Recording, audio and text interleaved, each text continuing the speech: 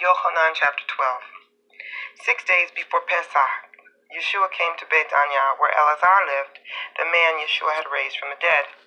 So they gave a dinner there in his honor. Martha served the meal, and Elazar was among those at the table with him.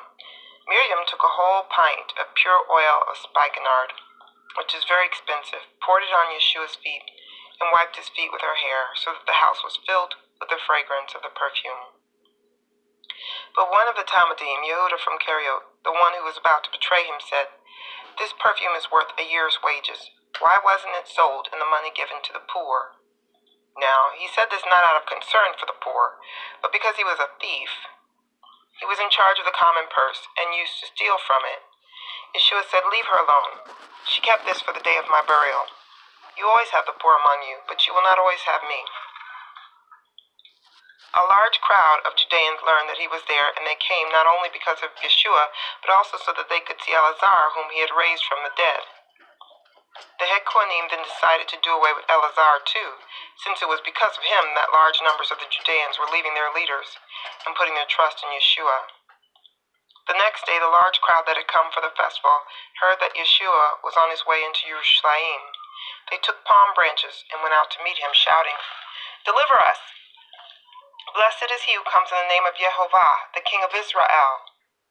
After finding a donkey colt, Yeshua mounted it, just as the Tanakh says, "Daughter of Zion, don't be afraid. Look, your king is coming, sitting on a donkey's colt."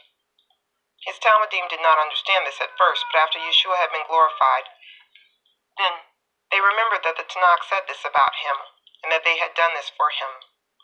The group that had been with him when he called Elazar out of the tomb and raised him from the dead had been telling about it. It was because of this, too, that the crowd came out to meet him. They had heard that he had performed this miracle. The Parashim said to each other, "Look, you're getting nowhere. Why, the whole world has gone after him." Among those who went up to worship at the festival were some Greek-speaking Jews. They approached Philip, the one from Beit Zaidah in the Galilee, with a request. "Sir," they said, "we would like to see Yeshua." Philip came and told Andrew. Then Andrew and Philip went and told Yeshua. Yeshua gave them this answer, "The time has come for the Son of Man to be glorified. Yes, indeed, I tell you that unless a grain of wheat that falls to the ground dies, it stays just a grain. But if it dies, it produces a big harvest. He who loves his life loses it, but he who hates his life in this world will keep it safe right on into eternal life. If someone is serving me, let him follow me. Wherever I am, my servant will be there too. My Father will honor anyone who serves me. Now I am in turmoil. What can I say? Father, save me from this hour? No, it was for this very reason that I have come to this hour. I will say this, Father, glorify your name." At this, a bat coal came out of heaven. I have glorified it before, and I will glorify it again. The crowd standing there and hearing it said that it had thundered. Others said, "An angel spoke to him." Yeshua answered, "This bat coal did not come for my sake, but for yours. Now is the time for this world to be judged. Now the ruler of this world will be expelled.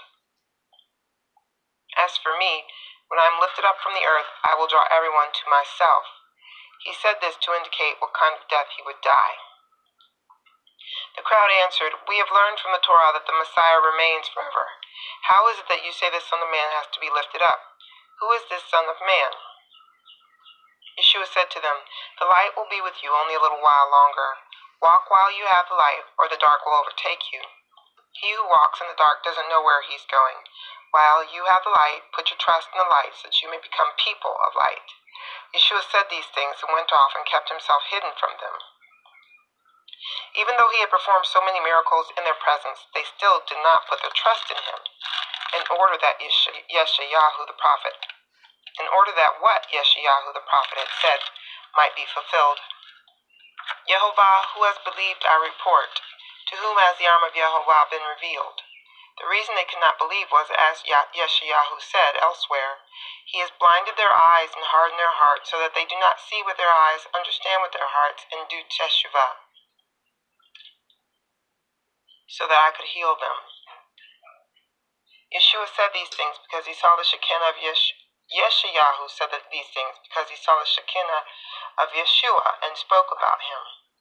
Nevertheless, many of the leaders did not trust in him, but because of the parashim they did not say so. Nevertheless, many of the leaders did trust in him, but because of the parashim they did not say so openly, out of fear of being banned from the synagogue, for they loved praise from other people more than praise from God. Yeshua declared publicly, "Those who put their trust in me are trusting not merely in me, but in the one who sent me. Also those who see me see the one who sent me. I have come as a light into the world so that everyone who trusts in me might not remain in the dark. If anyone hears what I am saying and does not observe it, I don't judge him, for I did not come to judge the world, but to save the world. Those who reject me and don't accept what I say have a judge. The word which I have spoken will judge them on the last day. For I have not spoken on my own initiative, but the Father who sent me has given me a command, namely, what to say and how to say it, and I know that this command is eternal life. So what I say is simply what the Father has told me to say."